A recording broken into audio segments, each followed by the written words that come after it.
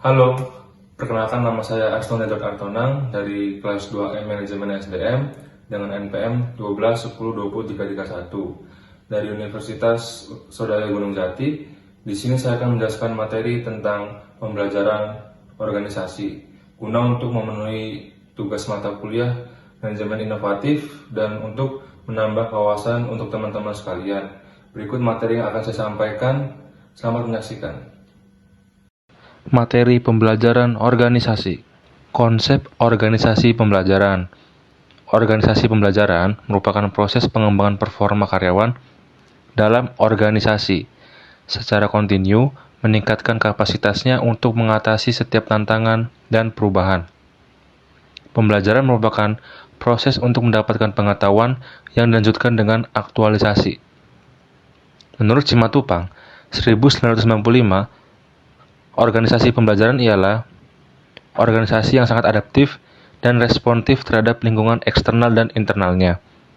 Kekuatan internal berkenaan dengan kekuatan kerja tim yang solid, produktif, profesional, dan berkualitas tinggi. Sedangkan, perilaku adaptif dan responsif merupakan ciri karya manusia yang memiliki kompetensi, motivasi, wawasan, dan inovasi tinggi. Lingkungan eksternal organisasi bersifat langsung atau mikro dan tidak langsung atau makro. Lingkungan eksternal mikro terdiri atas pesaing, penyalur, pelanggan, lembaga-lembaga keuangan, pemerintah, organisasi pekerja, media, dan kepentingan kelompok khusus. Sedangkan lingkungan eksternal makro meliputi variabel teknologi, ekonomi, politik, dan sosial. Selanjutnya, tingkatan organisasi pembelajaran dibagi menjadi 5. Yang pertama yaitu berpikir sistem. Berpikir sistem yaitu berpikir secara keseluruhan terhadap interaksi antar unsur dalam batas lingkungan tertentu yang bekerja mencapai tujuan. Yang kedua, mental model. Mental model yaitu kemapanan sikap mental atau model mental yang dimulai dari penguasaan pribadi yang tinggi dalam keadaan hidup selalu belajar. Yang ketiga, tim pembelajaran. Tim pembelajaran yaitu pembelajaran dalam tim dimulai dengan dialog, merupakan kemampuan anggota tim untuk menunda asumsi dan masuk ke dalam pikiran bersama secara murni. Yang keempat yaitu personal mastery. Personal mastery yaitu upaya keahlian terus-menerus dalam mengklasifikasikan visi pribadi, visi organisasi, memfokuskan energi, mengembangkan kesabaran, melihat dengan objektif, dimulai dari hal yang sungguh-sungguh bagi organisasi. Yang kelima yaitu membangun visi bersama. Membangun visi bersama yaitu kenyataan perjalanan terus-menerus sepanjang berhubungan dengan visi kepemimpinan yang memberi inspirasi pada organisasi. Merupakan kapasitas untuk berpegang pada gambaran bersama akan keadaan yang ingin diciptakan di masa yang akan datang. Selanjutnya, teori pembelajaran dalam organisasi dibagi menjadi 3. Yang pertama yaitu operant conditioning atau Skinner, yaitu kondisilah yang membuat perilaku orang mau belajar secara sukarela untuk memperoleh imbalan atas prestasi atau kegagalan atas kesalahan yang diperbuatnya. Yang kedua, classical conditioning. Menurut Ivan Pavlov, ahli psikologi Rusia, melakukan eksperimen dengan mengajarkan anjingnya untuk merespons suara lonceng. Dia menemukan suatu kesimpulan bahwa apabila kondisi tidak ada stimulus, maka tidak akan terdapat respon terhadap suatu objek yang menjadi fokus perhatian sebaliknya.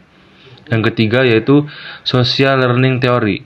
Menurut Robbins, menguraikan tentang social learning bahwa orang atau masyarakat akan melakukan pembelajaran melalui pengamatan dan pengalaman secara langsung tentang terjadinya masalah atau objek.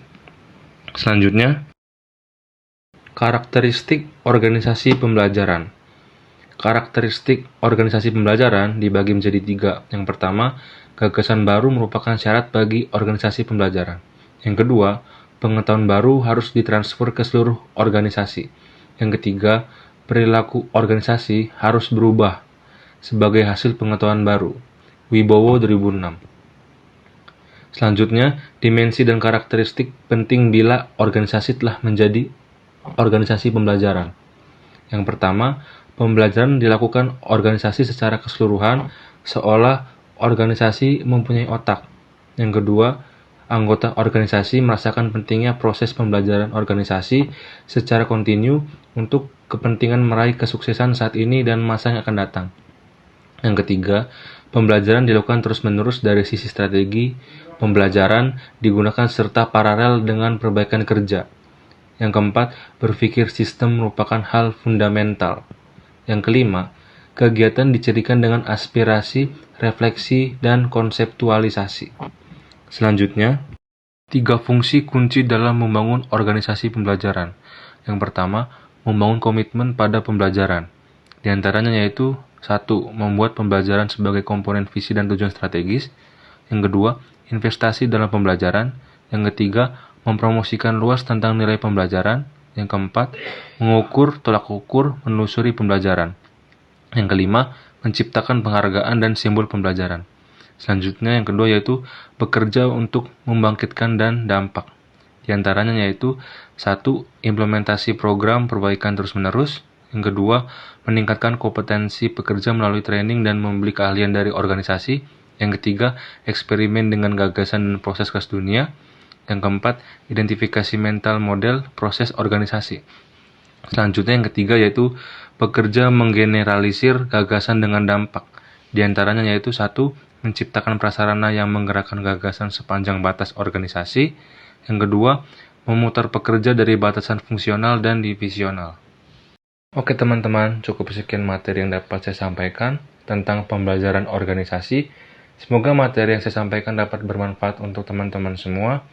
Dan apabila ada kesalahan dalam mengucapkan kata-kata, mohon dimaafkan. Kurang lebihnya mohon maaf.